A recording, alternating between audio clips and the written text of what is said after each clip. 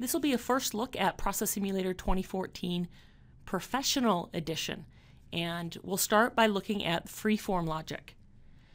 I've loaded up the new Professional Edition version here, and first glance everything looks the same. My ribbon bar looks the same.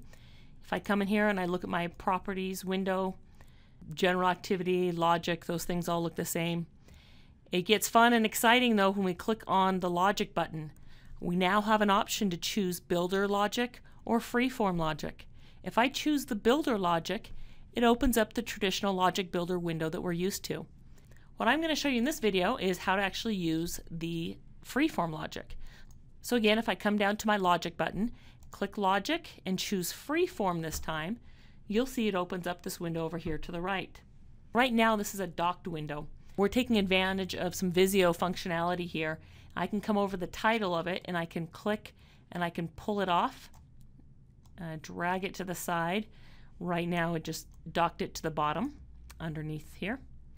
Or I can click and I can drag it over to the middle of my layout and you'll see it comes as a floating window. So I could type my logic in here in this floating window, but I will go ahead and leave it docked to the right hand side for this presentation. Now a really exciting thing for this is, unlike the logic builder window where if you select an object you have to come in and click the button every time you want to look at the logic.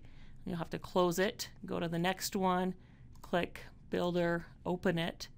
When you're working in freeform logic, you'll see the logic pane stays open and you can just click from activity to activity and have your logic open up. So I already put in some logic here, some example logic. You might ask, what happens if you have logic that you've created in the logic builder, and you've got logic in the logic builder, or in addition to logic in the freeform logic? The answer is they both get processed. Logic that's created in the logic builder is processed first, and then any logic in freeform is processed after that. So for example, I know that in this training model we had some logic that took place on the route to exit. So if I come in here to the properties for that route to exit, open up the logic builder, I can see that we have a decrement statement, we have an if-then statement, we have some things taking place there. Well, that logic would take place and then any logic that I enter in my freeform logic would take place as well. It's basically appended together at simulation runtime. You can have like your variables window open, so I can look at my list of variable names here. So I could say, as things are exiting, I could say if entity equals, and if I want a list of the names of my entities, I can come over here to these drop-down windows. These show me what we call the ProModel friendly names of our activities and our entities. If I looked at my list of activities, it shows me here's how I've named them in Process Simulator, but if I were to insert an activity name here, it takes out any characters that are not allowed at simulation time. So the simulation engine is looking at this activity, the renewal or new activity, with underscores instead of spaces. Or for our entity names, if I have just like a failed vision, again I have an underscore there.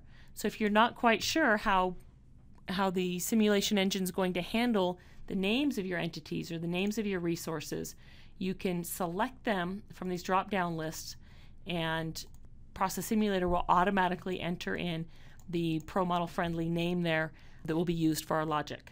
So if I say if entity equals driver, another difference is some of our syntax has changed.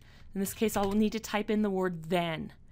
When we typed in if-then statements in the logic builder, we just would type if a condition is true, and we did not have to put the word then in there. So our syntax is slightly different in a few areas, and we'll have a list of those documented, and we'll have it available in training classes as well. So if I say if entity equals driver then, and I want to begin a logic statement, I use my curly brace, and we've got some automatic indentation that takes place. So when I hit enter, I'm automatically indented for my next statement. And so I could say increment v total completed, and I could have other logic in here, And as soon as I hit my curly brace to end the conditional logic, it takes me back out of my indent. And then if I hit something else, I can go to else, and I could have, I'll just put in some comments here so we can see how that logic would flow. Now, thanks for watching, and stay tuned for more Professional Edition tips and tricks as we'll step you through all the additional new features coming up.